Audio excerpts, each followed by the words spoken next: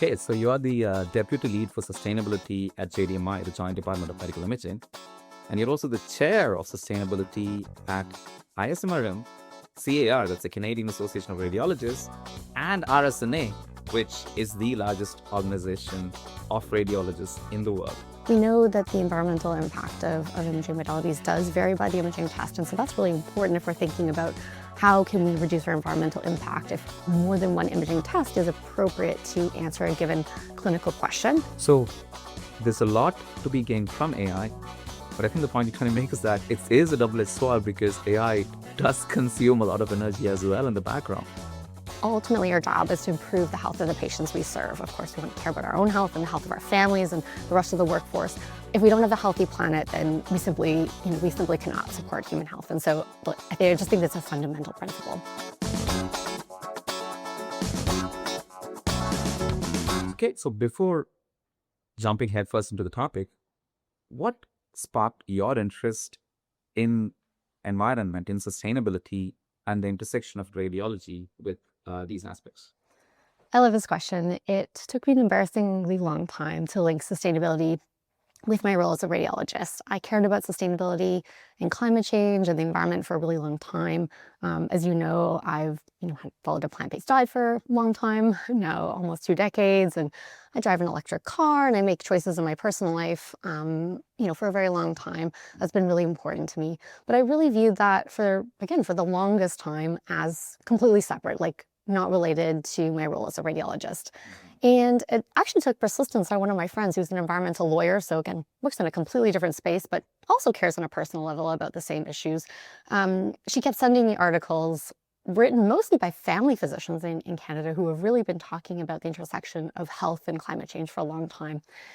And I was always very grateful, and I read them with interest, and I viewed those again more as in the realm of my personal life. And so finally, this realization that radiology contributes to greenhouse gas emissions, and actually my understanding of the intersection of climate change and radiology has broadened quite a bit since then, happened quite suddenly. All of a sudden, there was a paper in Radiology. It was published in 2020, actually March 2020, which was a terrible time to publish a paper on anything other than related to COVID, of course. And so this it really kind of got buried in the slew of COVID publications. This was a beautiful paper from a group in Switzerland that put power loggers on radiology equipment, and basically what they did, and they mapped that to when patients were actually being imaged. And what they were able to show is for the first time quantitative data on how much power our imaging equipment was consuming. And this was really powerful data. And this was only a few years ago. And so once I read that paper, and again, this was like at least a year after it was published, probably even longer. Really, it was like a light bulb went on, and I realized this is absolutely in our laneway. And again, I started there. I started very much focused on energy, and now I think our understanding, certainly my understanding of the intersection of sustainability and radiology has grown quite a bit from there. So for example, when I was young, I couldn't remember that it still used to be called global warming, and now that term doesn't exist anymore. It's more climate change, and then we moved into environment and sustainability, and things seem to have evolved from one after the other. And you're saying that you started somewhere around 2020, 2021, although in your personal life, you've been careful about this for quite a while. How has your knowledge of this, understanding of this, your perspective of this, how has it evolved over time? I love that. And maybe I'll say, I think global warming still exists, and that's still an important concept. But I think the term, like the way it's banded, what it encompasses and stuff. Absolutely. And I think all of our understanding has broadened quite a bit over the past, I would say, decade. So I might be a slow adopter in that regard. So I think the concept of planetary health, I really find very useful as a health professional. So this talks about the interconnectedness of all living and non-living components. And I think it aligns so much with what we do as health professionals. And I think that's really important that as radiologists and other individuals who work in radiology departments, or scientists and our technologists and so forth, that we ground the discussion on human health. From a really practical and simple sense, ultimately our job is to improve the health of the patients we serve. Of course, we want to care about our own health and the health of our families and the rest of the workforce. If we don't have a healthy planet, then we simply cannot support human health. And so I just think that's a fundamental principle. So bottom line is this concept of planetary health really has, I think, expanded the concept for this, you talked about the narrow focus on global warming or even just greenhouse gas emissions. We now know that our environmental footprint is so much more than that. There's biodiversity loss, there's air pollution, which is distinct from greenhouse gases, but when we burn fossil fuels, we tend to emit both of them. And so they're closely related phenomena. And of course, air pollution impacts human health as well. So I think this whole, the interconnectedness of everything and the impact on human health is really important. So that understanding, this broadening of the grasp of what sustainability encompasses is really important. That perfectly makes sense that instead of working in silos, as we often tend to do, saying that we are just worried about human health, and that too only from the imaging aspect, planetary health, somebody else can take care of it, global warming, somebody else can take care of it. We now have a more broad bird's eye view on the entire problem to kind of make smart choices. Definitely. Thinking about radiology specifically, we have a lot of modalities. We have a lot of options on how we image patients. What are the impact of different modalities on the environment and on planetary health? Do you have a breakdown of that? We have data from our own group, actually. We published it in the Canadian Association of Radiologists journal. This was based on modeling data where we looked at the environmental impact, focused on energy and power use of various diagnostic modalities. Interventional radiology also is an important contributor to greenhouse gas emissions, but those estimates vary quite a bit depending on the procedure, of course, and the imaging modality. So in this first paper, we really focused on diagnostic imaging modalities, MRI, CT, all the way down to X-ray and ultrasound. And what we found was that MRI and CT were outsized contributors to greenhouse gas emissions with respect to, in comparison rather, to the number of tests or imaging tests that we did per year. So we found that we generated many thousands metric tons of carbon dioxide emissions per year in our own just one imaging department. Of course, it's very large, but still that's quite sobering when you put that in the context. And what we found is that these cross-sectional imaging modalities, again, mostly MRI and CT to a slightly lesser extent, were the largest contributors. And now we have more robust data from other groups that have found similar things based on more comprehensive analysis, things called life cycle analysis, where you look at more complex equations and inputs to calculate emissions and other environmental inputs. And again, other studies have found similar things. So we know that the environmental impact of imaging modalities does vary by the imaging test. And so that's really important if we're thinking about how can we reduce our environmental impact. If more than one imaging test is appropriate to answer a given clinical question, then we might want to prioritize one that has a lower environmental impact. So sort of like putting nutritional information up on a menu when you're ordering fast food. Okay, maybe, there's two choices. They both might, meet your requirements for lunch, but you might want to pick the one that has a better nutritional profile, for example. So again, that's a bit of an analogy. And I think providing information to people is really important. So there's a lot of interest. And of course, we're not yet doing this, but I think it might be really interesting on our electronic ordering systems. We might talk about appropriateness. We might link to appropriate use criteria or even clinical decision support tools. And perhaps you can say, hey, these are the 3 imaging tests that would be appropriate in this clinical situation. And here are the relative environmental impacts, and allow that piece of information to be part of shared decision making. That's very interesting. Because I think that this comes back and puts more emphasis on us to be better at what we do. Because previously, let's hypothetically say that, okay, we assume that MRI is good for a specific indication, which is to that. But now there is more pressure on us to say, if MR is better, is it truly better, or how much is it better by? Now, if it is truly better, absolutely, regardless of environmental impact, you still go with that. Yeah. But if it isn't, and if we kind of show that another modality is equal, so it really means that even minor differences between modalities, we need to be careful, test for it, and prove if it is actually efficacious to choose that. So I think that it puts more onus on us to understand the accuracy and effectiveness of individual tests themselves, as well as on management pathways to see which might be the best, which I think that we always used to think about it from a cost-benefit analysis. Yeah. But having a different lens on it is now a very interesting way to kind of think about the same problem. And both of them, I think the pressure is to see how good a modality actually is. And Absolutely. And you basically talked about in different words, like a triple bottom line concept. And so I think this is really, really helpful. So what that refers to is instead of thinking just narrowly about optimizing health outcomes for patients over a given financial cost, which is often what we're doing with cost benefit analysis and so forth. And of course, that's very important. What we can think about is expanding the denominator. So not just thinking about improving health outcomes or improving diagnostic performance in the setting of radiology, for example, whatever that numerator is, over the financial dollar cost, but also thinking about the social cost, access to imaging, for example, how we're addressing social determinants of health, and the environmental cost. And so those three components, financial, social, and environmental, form that triple bottom line. And so that is really important because, like you talked about, sometimes more than one imaging test can answer a clinical question. We know that.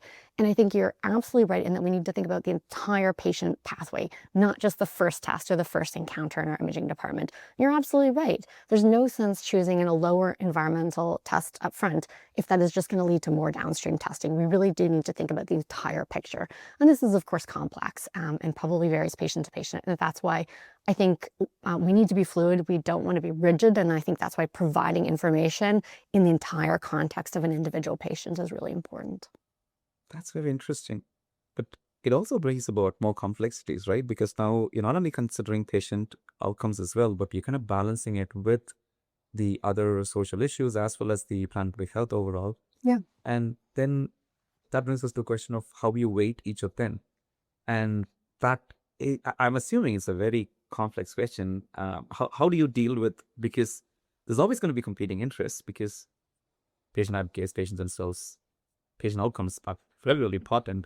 Absolutely. So when we are dealing with other determinants, we don't really want to cause any disadvantage to patient outcomes overall. Absolutely. And I think it's important to emphasize that the, quote unquote formula of the triple bottom line isn't meant to be something in most cases that you would like plug an absolute number in. And I know you know that, but I think it's important to, just to highlight it, like it's a concept, obviously. And I think you're absolutely right. And I think the patient is an incredibly important stakeholder in sustainability, one in which there's growing interest. We absolutely need to engage patients. So this could be at the level of education. If we are thinking about abbreviating a protocol, for example, so generally if you acquire less images or you take less time on a scanner to acquire an imaging study, you tend to use less energy, and that tends to correspond to less greenhouse gas emissions. So you're taking like MR protocols take much longer, for example, half an hour, 1 hour, 1.5 hours in some instances. Yeah. But instead you're abbreviating them to use shorter protocols which targetedly answer the question instead of being extremely comprehensive. Absolutely. So some people call those efficient protocols and so forth. And of course, those have other cost-saving benefits in terms of, less time on the scanner, which also might improve wait times and so forth. But absolutely, there's an environmental component to that as well. So let's say you made that decision, and we published on this in Cardiac MRI. What happens if we abbreviate our MRI protocol? How much energy do we save? How much cost does that translate to? Well, let's say you have a patient who's coming back for an MRI. And they notice, hey, my booking time is 15 minutes shorter than it used to be. One of the key things that we can do to engage patients is to provide education. You might have an infographic in the patient waiting room. We have made this change. We have shown it doesn't impact on our ability to make the diagnosis or whatever it is that we want to do. And this is how much energy and so forth we've saved. And there's been actually great studies, not specifically in radiology, but in healthcare, showing that if patients are given an option, if there are two choices that would result in similar health outcomes, they, by and large, are motivated to make a choice that's environmentally sustainable. And so engaging patients in that, and again, the shared decision-making concept is really important, I think, in providing information, both to referring clinicians who are, of course, ordering our imaging tests in most cases, and to patients. And again, I think that's really important that we emphasize that. That's pretty interesting. So that you're saying that we can shorten scan times and have an absolute win-win. But how exactly are we ending up with these win-wins? Because when we shorten times, are we scanning less? Is it helping with all of this? And with more use of AI, would we be able to shorten times better, have better image resolution? Because a lot of studies show that even when you have a small sampling of the case space and shortened imaging, AI can extrapolate and give you good images. Is that how you're making all these changes? That's one option in terms of using AI both to accelerate image acquisition on MR and CT, of course, lots of data. on that, but also potentially to denoise accelerated images achieved in another means. So I think those are two potential mechanisms by which AI could lead to a more efficient or abbreviated protocol. There's other options. In cardiac MRI, what we did was we moved one sequence after contrast injection, where we used to just have an idle time where we were waiting for delayed contrast sequences. We simply made use of that time. I think probably the most basic and simple approaches, as you talked about before, simply moving from kind of a very comprehensive protocol for all liver MRI, for example, or all cardiac MRI, to a very tailored protocol to answer the specific question. So removing sequences that we don't need to answer the question in an individual patient, on a very basic sense. But to get back to AI, you're absolutely right. That is one potential avenue by which AI might improve sustainability. And I think there's been a lot of interest in that. On the non-imaging acquisition side, AI could also potentially improve scheduling. A lot of interest in terms of trying to make scheduling more efficient. Patients prefer this, of course. They don't necessarily want to come to the hospital for multiple visits. So can AI help us in terms of optimizing that, in terms of scheduling our imaging test in the morning, having something, perhaps another non-imaging diagnostic test after that, and then see the clinician in the afternoon, really integrating all of the information, ensuring that patients have their blood test results available before they see their clinician and so forth. So I think that's one other kind of on the non-interpretive side where AI can also help us. But that being said, I think we really need to be mindful and quite explicit about the potential for AI also to contribute to greenhouse gas emissions. And this is something we've talked about recently in a radiology article that we published on this, referring to AI and sustainability as a double-edged sword. And I like that analogy because I think it really conveys the potential and the promise for AI to help us, but also the potential downside. And we really do need to find some sort of balance. So what I mean by, the potential downside in terms of sustainability, training AI models, but also running inference is incredibly energy intensive, and storing the data. This is, of course, not just in AI, but across all of imaging, also requires a lot of energy. Data centers also require a substantial amount of water. And so there's really growing recognition that both AI and data storage are major contributors to emissions.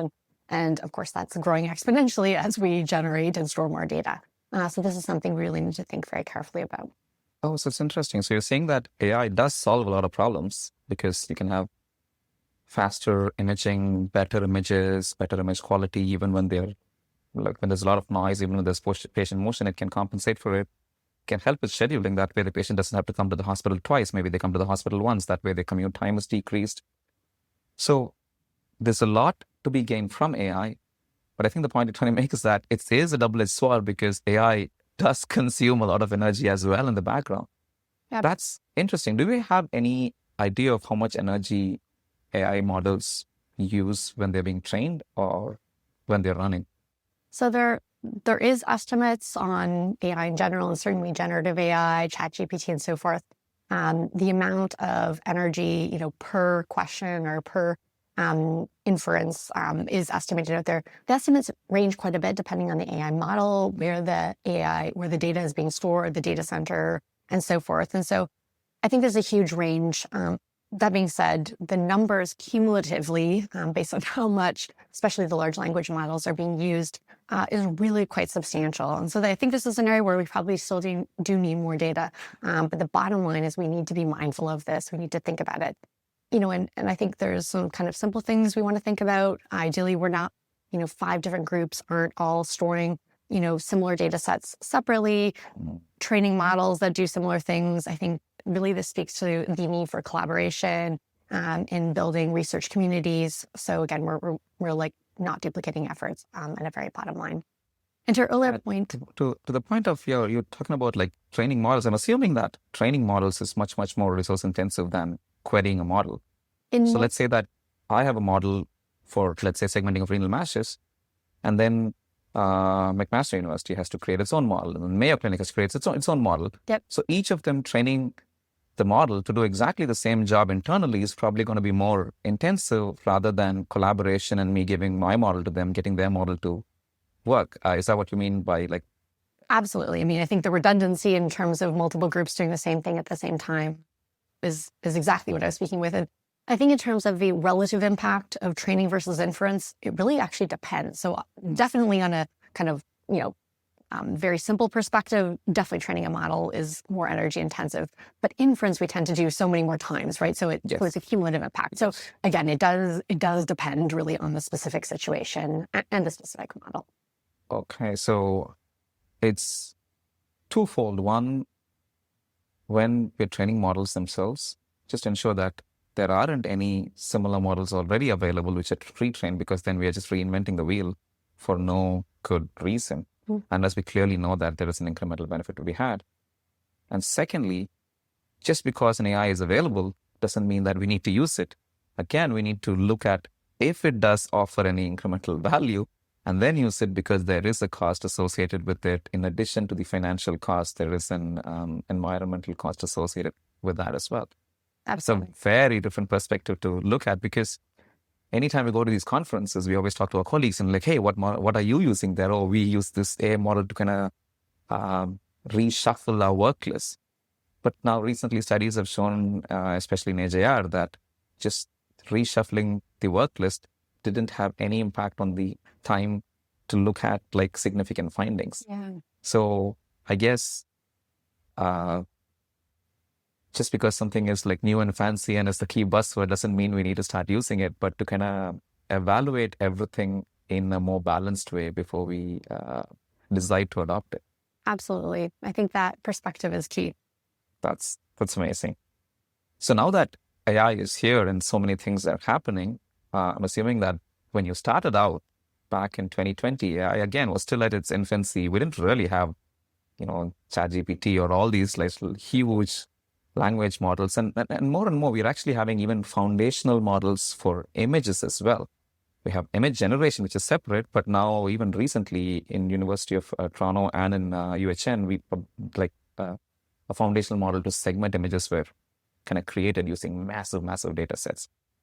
So now that AI is here and you talk about the environmental impact of AI, how has that changed your perspective of the whole topic of planetary health sustainability? I think the point you brought up is that we really need more data in some cases. And I really want to emphasize that I think this is a field where we're all still learning.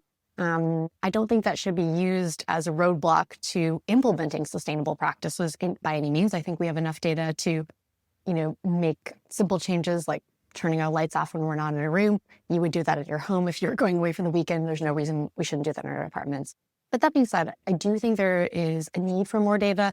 And the flip side of that, I'm an optimist at heart, is that there's potential. There is huge potential for research opportunities in sustainability and radiology. And I really want to emphasize that. I think the nuances of what is the environmental balance of developing a new AI model that potentially holds promise to improve patient care, but maybe also improve efficiency that might lead to environmental net benefits. Where does that balance lie? And I think each situation probably needs to be studied or looked at from these various different lenses. And of course, what is the cost? The cost to develop the model, to implement this clinically, to ensure that there's no model drift, and the whole downstream process of AI management in terms of looking at an evaluation, has a cost to it, financial cost, but also a potential environmental cost. So it's complex.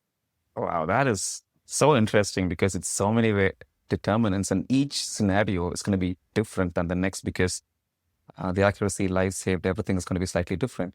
Do you also factor in the cost of research as well? Because I'm assuming that research also involves computers, energy, storage, funding, grants, time spent, commutes, and a whole research team operating.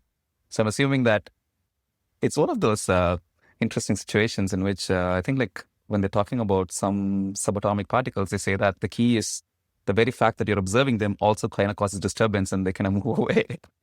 So I'm assuming that in addition to everything, you also need to factor in the cost of research to look at the cost which that is happening. Absolutely. And I think there's growing interest in the research community in understanding, redundant data storage. Of course, very important from a scientific perspective, but, how much redundancy do we need every time we store more data? That has an environmental cost. And so I think you've really touched on something that's really important, and there's growing recognition that sustainability will need to be integrated in research proposals and in research questions, both as you talked about from the impact of doing the research itself, the financial cost, but also the research cost. But I would also love to see, that concept broaden more in terms of thinking about what are the sustainability and environmental impact of the research we do. Just like now CHR and other Tri-Council grants require a discussion on sex and gender-based analysis. That's across the board. And I would love to see a similar principle apply for sustainability. So perhaps, your primary aim is to look at what is the diagnostic performance of a new imaging test or new imaging technique. And a secondary aim could be, what is the environmental impact of this? How can we model this out? Just like we might look at a stratified analysis, how does this imaging test perform in women versus men? So really integrating this across the board. So moving away from sustainability as its own little entity, maybe this thing we do if we have the time and the resources, or like a niche area, to really integrating it across research, but also, of course, across clinical radiology. And I think that's really, really important that we take this broader approach to sustainability and really think about it not as something, kind of separate or nice to do, but really, it's really part of our day-to-day. That's great that finally it's being integrated into research. But I was informed about some initiatives in which, for quality improvement, sustainability is now more and more accepted as a determinant of quality improvement as well. Absolutely. And I think that actually the QI world and the quality assurance world really has run with sustainability. There's actually dedicated programs. SUSQI out of the UK, has like dedicated training programs in terms of thinking about integrating sustainability into QI. So you're absolutely right. This is not just in the research realm and not even just in the clinical realm. So QI has really embraced this as well. So in terms of actually implementing studies, like, for example, choosing between modalities, we can think about sustainability. While doing research, we can look at sustainability and also think about our own sustainable research, green research, if you will. And in QI, in day-to-day improvements, we can think about this as an added determinant. Absolutely. So, and this, I think, requires a huge change of culture, change of the way in which people think. Yep. Because it's kind of, as you point out, it's been neglected in many of these professional spheres. So especially as leaders, radiology leaders, what can they do to either encourage or promote such change in which the way that people think about these? I think it's important, at a first principle, that leaders in radiology are modeling the things that they're asking their department members to do. So, really taking a very proactive approach. And one of the, most basic things is to establish a sustainability team or a green team, whatever you want to call it. I don't love green teams. It sounds a bit greenwashy, but it's fine, whatever you want to call it. The bottom line is, of course, what you're trying to achieve. And I think it is essential that radiology leaders ensure that those teams have very diverse stakeholder input and membership right from the get-go. So we need to recognize as radiologists that we need to work with multiple other partners and stakeholders. So if we're going to implement abbreviated protocols or maybe making our scheduling more efficient on the scanners, of course, we need to engage our technologist partners, along with the radiology leaders who are working with our booking teams and so forth. On a more innovative side, in terms of technical development, thinking about lower energy sequences, for example, of course, we want to work with our scientists, industry partners, and vendors. And the industry partner aspect also, of course, directly relates to procurement. So if we integrate sustainability as one of our criteria in an RFP process, for example, there's data that shows that just simply ascribing a weight to that will, of course, motivate, more sustainable changes. Of course, we don't talk about this with our vendor partners. The importance of sustainability across the board in radiology really needs to be emphasized. And so, these are some of the voices. I talked about the patient voice before as a stakeholder. And so having perhaps a patient perspective on our sustainability team. So establishing a team is one thing. And then I think defining metrics. What are we going to focus on? What are key performance indicators? And again, what's our plan to actually get there? So we need to move beyond, education and talking about things to actually action. And ideally what we do when we make action is we have measurements at baseline and then, after we do an intervention. So very similar to QI type principles. And I think that's important to share the successes and of course, learn what worked and what didn't work. Maybe things had a smaller impact than we thought they would because there was some, kind of countermeasure that happened. And so we really do need to think about that. From the leadership perspective, though, the other piece that we haven't touched on yet that I think is important is actually my own understanding of sustainability is a lot broader than I envisioned it even maybe 3 or 4 years ago. what we've talked a lot about up until now today has mostly been on the mitigation side. So thinking about what is our environmental impact? How can we reduce that? And that is critical. And absolutely, that should be our main focus. I think my understanding of sustainability in radiology has really broadened, especially over the past year, to think about the downstream impacts. So climate change and the whole concept of planetary health, related environmental exposures, extreme weather, air pollution, also directly impact human health and our ability to deliver healthcare. And so I'm really interested in the downstream impacts. And those are kind of generally fall under adaptation and resiliency. And I think those are important concepts that we don't forget about. And so how that might relate to radiology is, for example, we now have data that shows on high heat days or on poor air quality days, we have higher patient volumes in our emergency department, and that leads to higher imaging volumes. And so there's a preparedness aspect to that. We need to be prepared. What would happen? In a more extreme scenario, of course, if you worked in an area where you might be at risk of hurricanes or other extreme weather events, having preparedness plans in place, what will happen in those scenarios? And people don't need to reinvent the wheel. Radiology leaders don't need to reinvent the wheel. So some of the preparedness plans that they might already have from the pandemic or from cybersecurity threats and so forth, a lot of those steps are really directly relevant to environmental exposures as well. So I'm really interested in really broadening our concept of what sustainability means in radiology. So what do you think, Kate, are the next steps for you specifically, as well as for this entire field in terms of research, in terms of advocacy, and in terms of leadership? That's a big question. So I think the bottom line is, and I'll emphasize what I said before, I think we need more data, and that holds tremendous potential. So for trainees and for researchers, I think there's a huge number of sustainability related questions that we can answer in radiology, and we should answer. That being said, for me personally, I'm really interested. I've shifted a bit from thinking about the mitigation side, so measuring energy or modeling energy in terms of how we contribute to the climate crisis, but thinking about adaptation and resiliency. How can we use imaging to answer some of the health questions we talked about? I'm a cardiac imager, and a lot of the health impacts of environmental exposures impact the cardiovascular and respiratory system. So huge potential for me. I'm also very interested, as you know, in thinking about how can we be prepared in our imaging departments. And I think we need data to inform that. So again, looking at the impact of environmental exposures on imaging volumes, which patient groups are impacted, and linking that to health equity. That's something we haven't yet talked about today, but really important. There's a huge overlap in sustainability and health equity. So of course, patients who have tended to contribute the least to global greenhouse gas emissions are also tend to be impacted the most, both because they have less financial means, potentially to move and so forth. And so really important for us to address sustainability from the health equity lens. And again, that's something I'm really interested in exploring. That's amazing. Thank you very much, Kate, for joining us here. Thanks. I think that you have emphasized and opened all our eyes that we are, at heart, healthcare professionals. We primarily care for human health, but maybe we should also be caring a little bit about planetary health as well.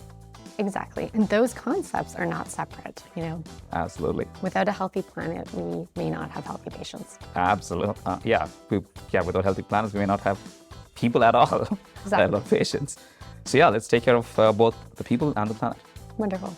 Thank you. It's been a pleasure having you here, Kate. Likewise. All right.